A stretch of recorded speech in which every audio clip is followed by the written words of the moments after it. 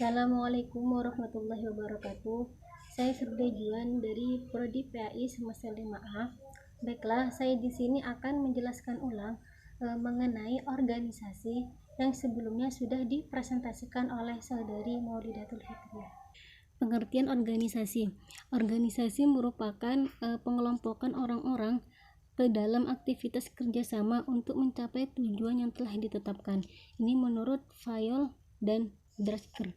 Sedangkan menurut Prajodi, organisasi merupakan struktur tata pembagian kerja dan struktur tata hubungan kerja antara sekelompok orang pemegang posisi yang bekerja sama secara tertentu untuk bersama-sama mencapai suatu tujuan tertentu.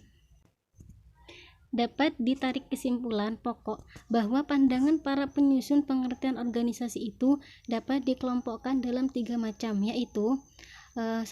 Para ahli yang berpandangan bahwa organisasi adalah kumpulan orang-orang yang mempunyai suatu kesamaan tujuan. Yang kedua, para ahli yang berpendapat bahwa organisasi adalah suatu sistem kerjasama, sistem hubungan, sistem sosial, dan sebagainya. Yang ketiga, para ahli berpandangan bahwa organisasi adalah proses pembagian tugas atau kerja secara jelas. Selanjutnya, fondasi-fondasi organisasi. Fondasi-fondasi organisasi ini sangatlah penting dalam organisasi karena nantinya akan memperlancar jalannya suatu hal yang sudah dirumuskan dalam organisasi. Ada beberapa fondasi-fondasi. Yang pertama ada perumusan tujuan organisasi. Tujuan merupakan kebutuhan manusia baik yang bersifat jasmani maupun rohani yang ingin dicapai. Dalam suatu organisasi sangat perlu rumusan suatu tujuan yang jelas karena hal ini dapat merupakan pedoman untuk langkah selanjutnya. Selanjutnya, fondasi pembagian kerja atau tugas. Pembagian tugas ini dipandang sangat penting sehingga setiap orang yang terlibat dalam organisasi akan mengetahui tugas apa yang menjadi tanggung jawabnya. Ada beberapa keuntungan yang diperoleh dari pembagian tugas.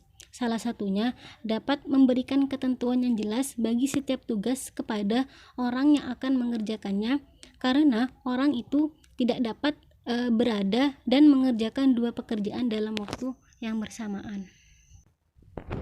Selanjutnya, koordinasi. Ada beberapa manfaat dalam organisasi. Salah satunya dapat menghindari perasaan saling lepas antara bagian dan petugas dan suatu organisasi. Dapat menghindari saling mengandalkan posisi dan pertengkaran antara sesama pejabat dari antar bagian dalam organisasi. Selanjutnya, fondasi pelimpahan wewenang. Seorang pejabat tidak mungkin melaksanakan semua tugas secara sendirian, maka ia harus memberikan tugas itu kepada bawahannya. Pemberian tugas harus disertai dengan penyerahan wewenang yang jelas. Fondasi rentangan kontrol. Maksudnya adalah jumlah terbanyak bawahan langsung yang dapat dipimpin dengan baik oleh seorang atasan tertentu. Untuk kelancaran pelaksanaan ini dapat dilakukan dengan koordinasi, maka luas rentangan kontrol ini harus mendapat perhatian yang memadai dari perencanaan organisasi. Selanjutnya ada jenjang organisasi. Kemudian ada fleksibilitas. Maksud dari fleksibilitas adalah terjadi perubahan atau dilaksanakan perubahan dalam suatu organisasi, jangan sampai nantinya menimbulkan hambatan yang fatal bagi kelancaran organisasi. Nah, jika organisasi mengalami perubahan yang dilaksanakan juga membawa pengaruh bagi kelancaran organisasi, maka dapat kita katakan bahwa organisasi itu tidak mempunyai fleksibilitas tetapi rigid atau kaku. Proses pengorganisasian. Pemerincian pekerjaan yaitu menentukan tugas-tugas apa yang harus dilakukan untuk mencapai tujuan organisasi, pembagian beban pekerjaan, pengadaan dan pengembangan mekanisme untuk mengkoordinasikan pekerjaan. Hierarki organisasi.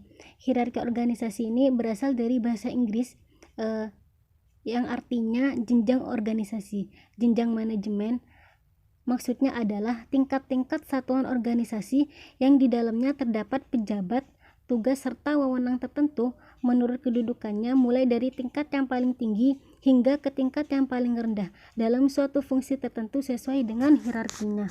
Nah, tujuan organisasi akan menentukan struktur organisasinya, yaitu dengan menentukan seluruh tugas pekerjaan, hubungan antar tugas, batas wewenang, dan tanggung jawab untuk menjalankan masing-masing tugas tersebut.